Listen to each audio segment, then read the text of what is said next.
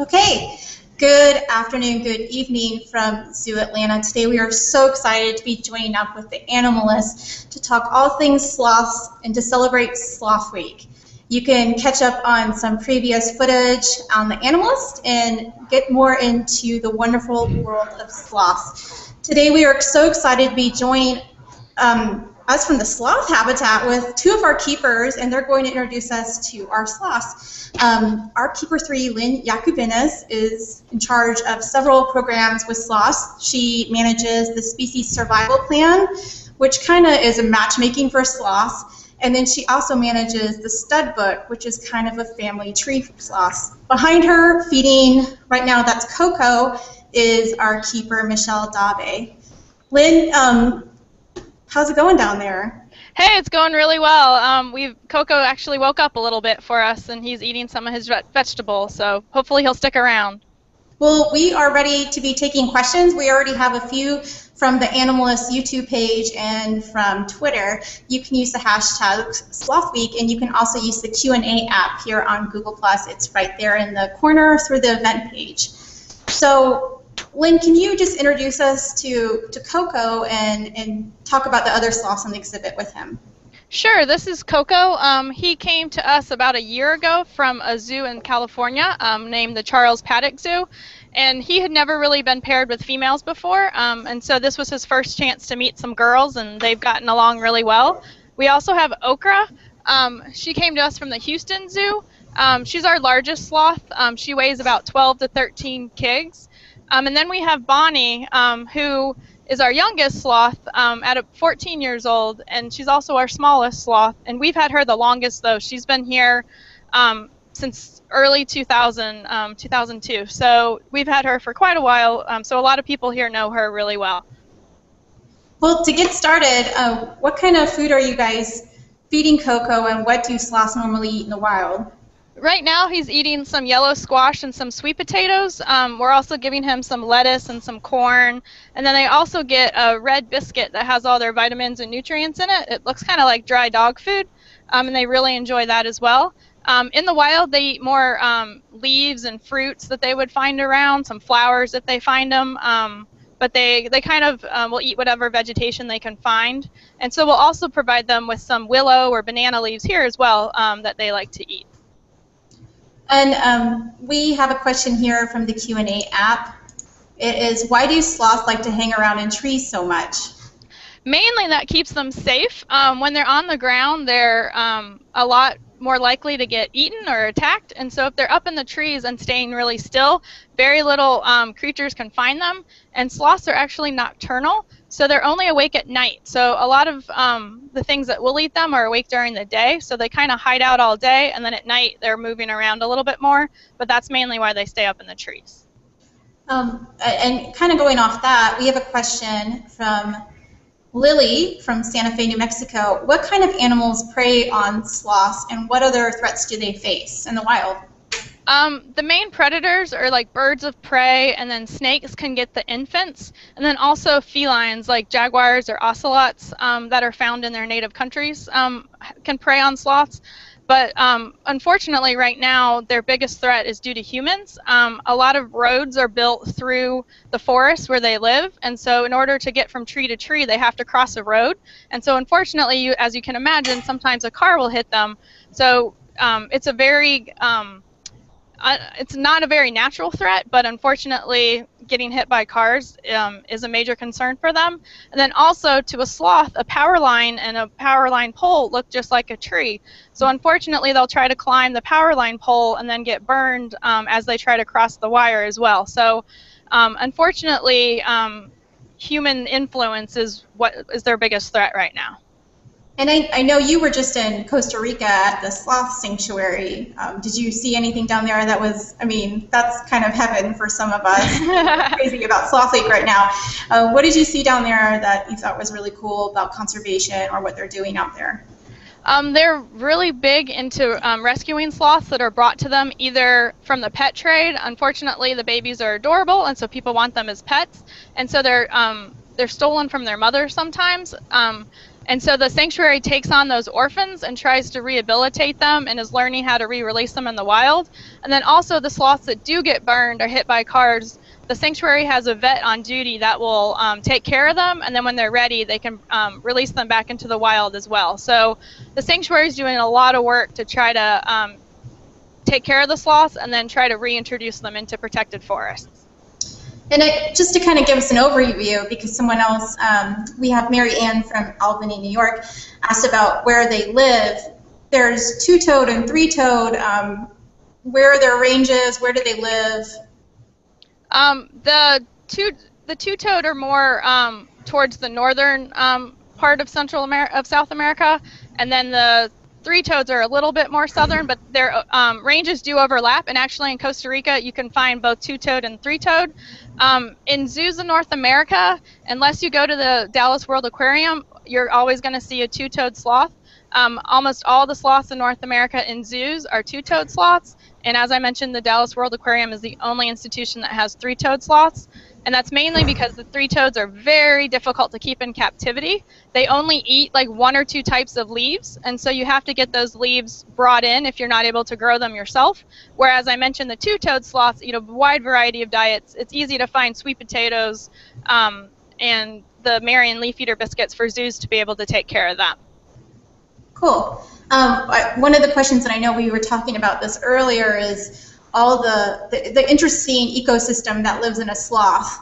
And then we have a question about, Roberta from Dallas said, I heard there are moths that live in their fur. Are there any moths that live in these sloths? So can you kind of go into, maybe, does Coco have any moths? I just saw him. I don't think he had any moths at the time, but kind of go into what kind of bugs call a sloth home. In the wild, there is such a thing as, it's referred to as a sloth moth, and it does live in their fur. It's more found in the three-toed sloths, and one reason is the three-toed sloths actually have a tail. And so when they come to the ground once a week to defecate, they actually dig a hole. And so what the moths do, what the moths do is, hang on just a second. Uh-oh. We're having some technical... There's. Uh-oh. Hang on. But anyway, I can keep talking. What the moths do is they'll come down to the ground while the sloths defecate and lay their eggs on the feces, and then the sloth uses its tail to cover up the hole, and so then the moth is able to incubate its eggs on the feces, and it gives them a nice little environment to grow up in until the moth's eggs are ready to hatch.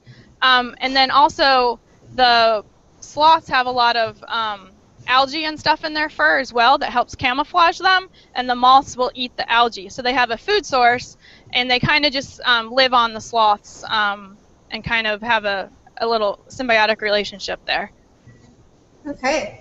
Well then, I don't know what happened to our stream, but I'm going to keep going, and maybe you can answer some questions. Sure. We're still here. We're still here. And Bonnie's on her way over, so. Oh, good. You can give her the corn. Maybe just let the people over there know what's up, and we can try and get that. Yeah, they're working on it. Okay, great. Can you kind of talk about how their claws help them eat, if that does help them eat? Sure. Their claws are actually curved, and it helps them pick up different leaves in the wild. It would help them like grasp onto the leaves in the trees in order to pull them off the branches, and then also they use their mouth as well. And I've also seen sloths dip their claws in water and then drink off of the water off their claws, kind of like a little cup. So they do that as well. They'll also use their claws to drink water. Okay. Wow, that's really cool, actually.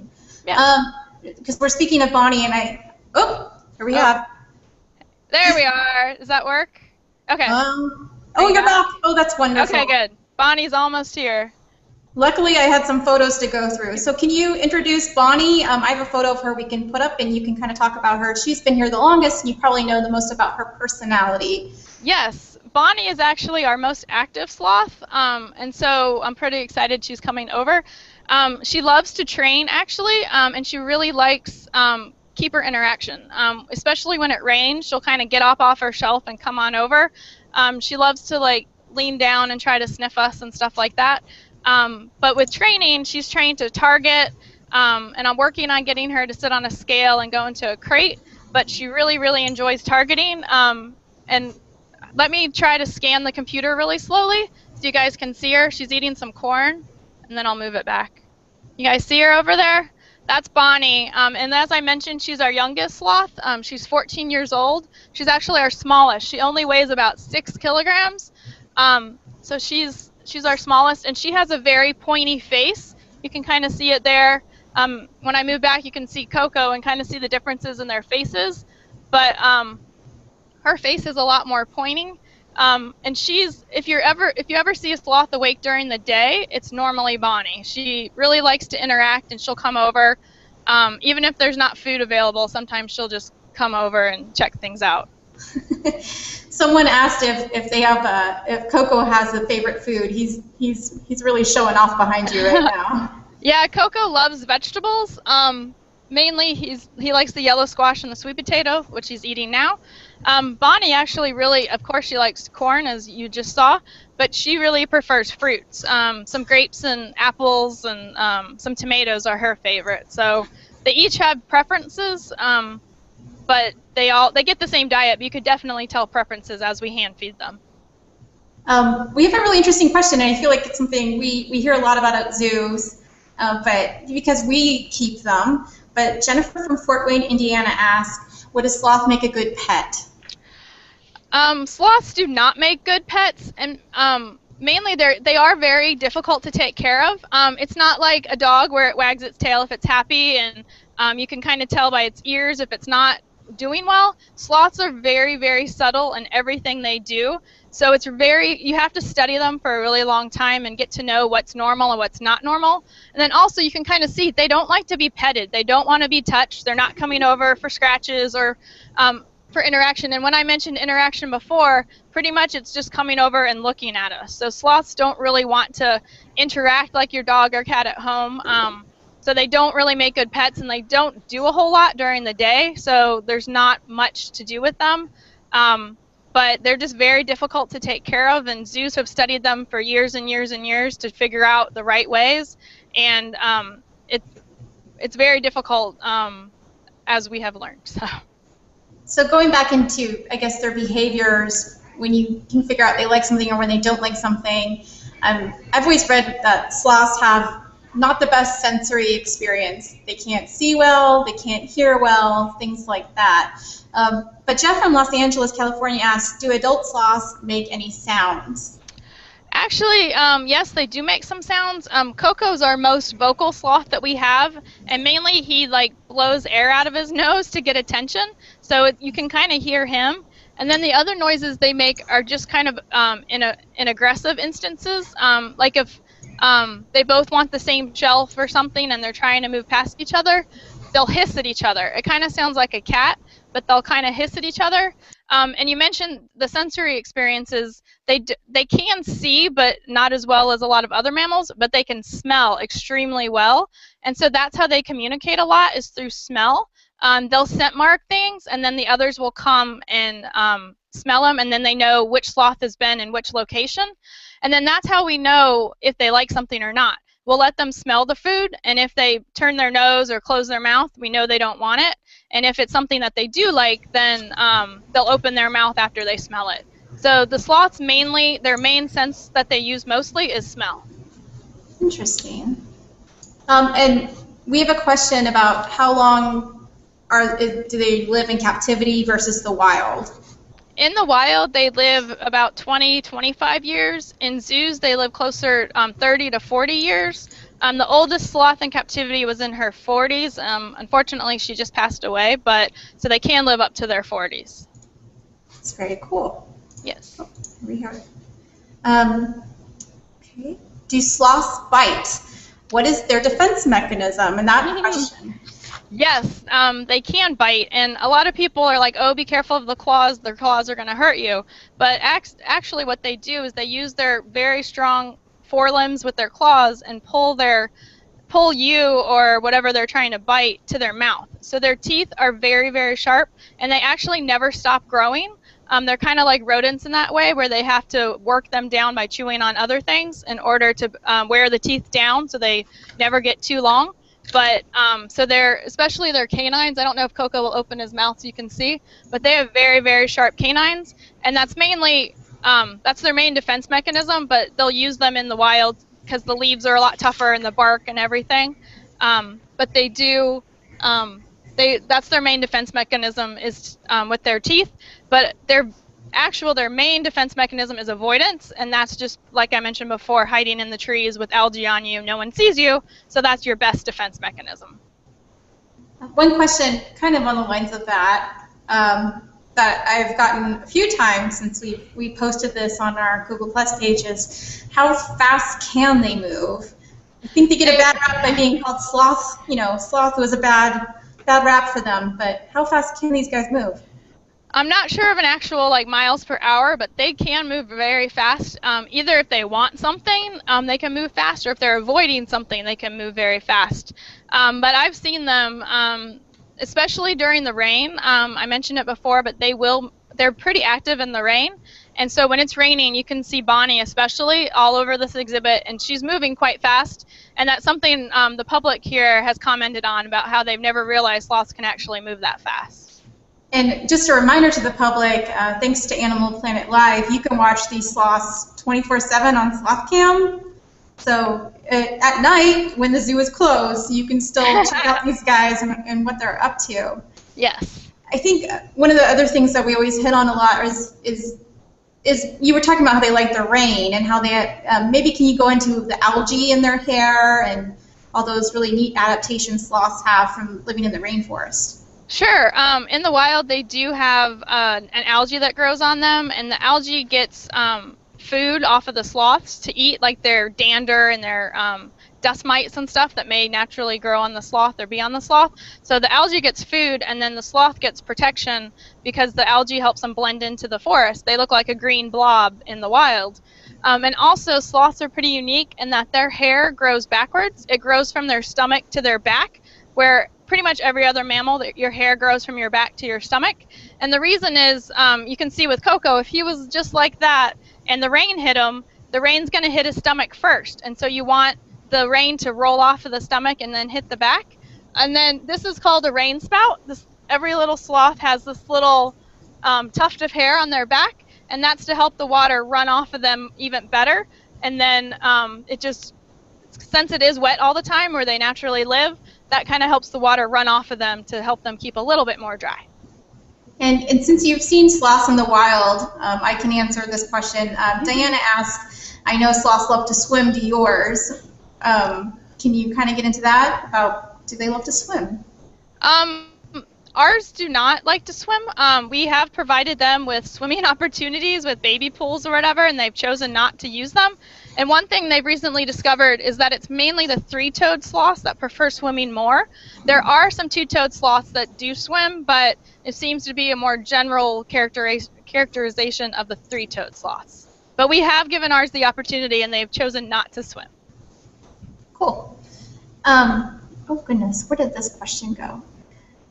Pardon me. Oh, so before you had mentioned Bonnie was light. And Blue Paw 89 asks, how heavy can they get? With ochre being at 12 to 13 kgs, that's quite heavy. That's probably the heaviest I've, probably no more than 15 kgs is what I've seen with other zoos and stuff. But, so yeah, normally an average sloth is usually like 6 to 9 kgs. And that's kilograms, right? Yes, kilograms. Yeah, there you go. Someone just asked kgs. Oh, sorry, kilograms. You can convert that into pounds if you like. That's zoo talk for you. There you go, yep. And I just thought someone asked how much is that in pandas, because clearly I have pandas on my brain. We will do the kilogram to pound later and let you guys know. That's your homework for tonight. There's a lot of great calculators online. And I guess their fur, what does it feel like? It's actually kind of coarse. It's kind of like, I compare it to a terrier dog's fur, where it's kind of coarse, but not like a harsh coarseness. And again, that's for the rain runoff. You really want, you don't want it to be soft and absorb the water. You want it to be a little bit rough so the rain runs right off of it. Very cool. Very interesting. Well, we have a few more questions. People really want to know about their personalities. Okay. I know Coco has been really active right now. When I saw him yesterday, he was quickly inside when he didn't want anything to do with me, testing a Hangout in there. Can you kind of go into what makes Coco tick, Okra, May, and Bonnie?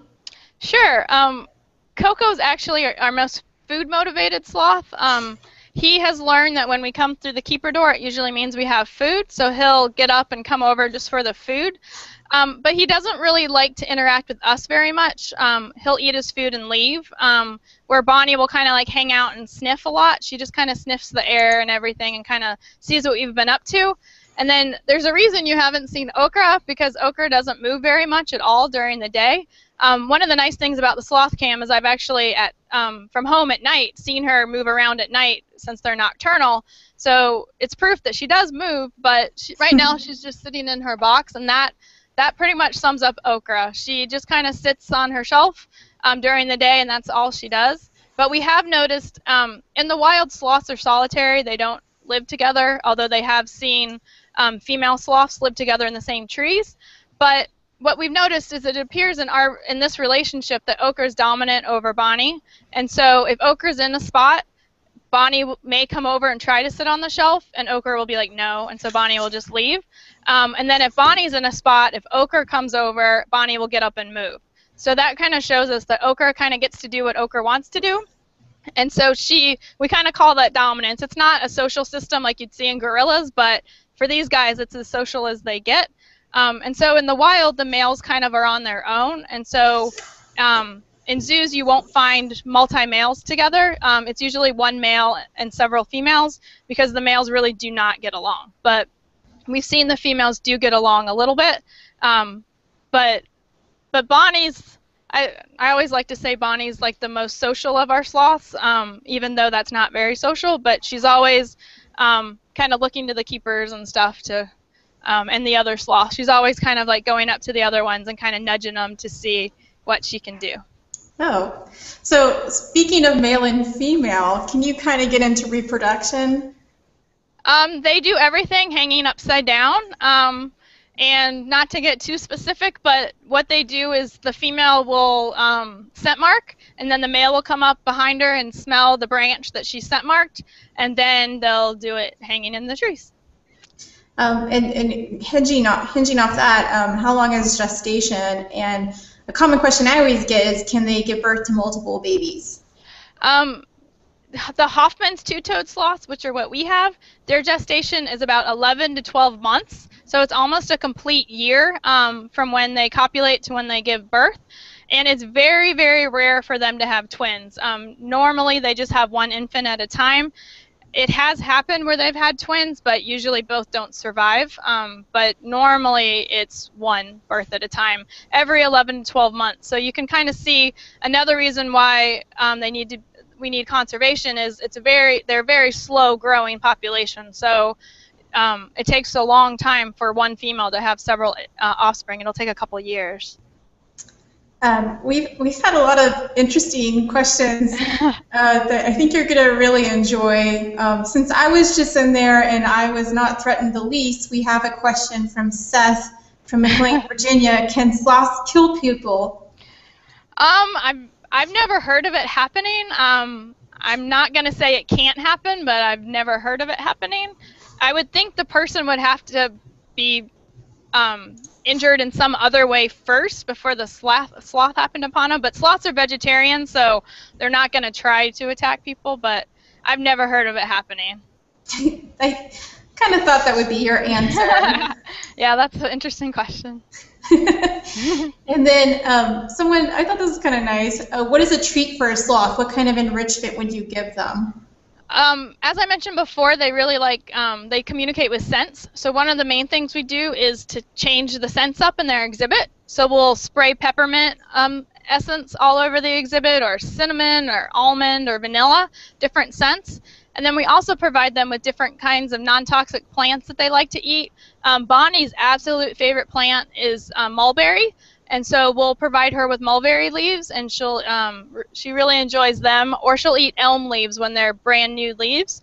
And then also just different foods that they don't normally get in their diet, like the corn she's eating now. You can kind of see how much she enjoys it.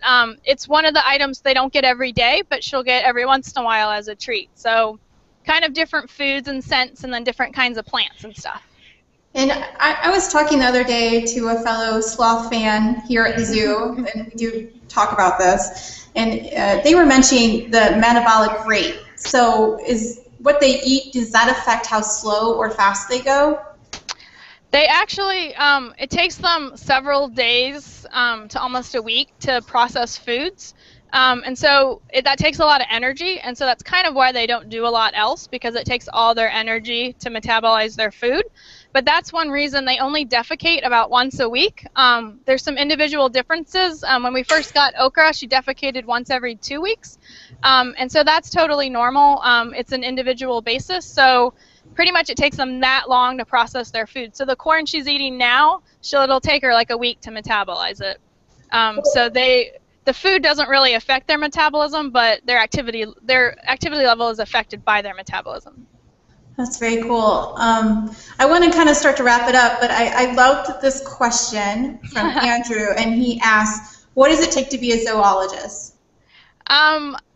You have to go to school first, study biology or zoology, animal behavior. I have a 4-year degree in animal behavior from Furman University. And then also, you need to learn the job, which you can mainly do through internships and volunteering. So I highly recommend contacting your local zoo and finding out how you can intern. Even if you're younger, they may have like a zoo teen program or something for younger people to get involved. But you can't learn all of this through books and stuff. A lot of it's on the job experience. So you definitely need a college degree, and then also just get experience and contact zookeepers. We love to talk to kids and teenagers that are interested in being a zookeeper. So definitely contact your local zoo. And it's also just another reason to be active on social media, because I know there's people out there like you who would love to answer these questions. Yes, definitely. Well, thank you, Lynn, so much. You did a great job, and thank you, Michelle, wherever she went. She's probably still feeding. She's over here with Bonnie. I'll turn the camera a little. Thanks, Bonnie, Okra May, and Coco. You guys were fantastic. I think Coco may have stole the show a few times. Yeah, that's okay.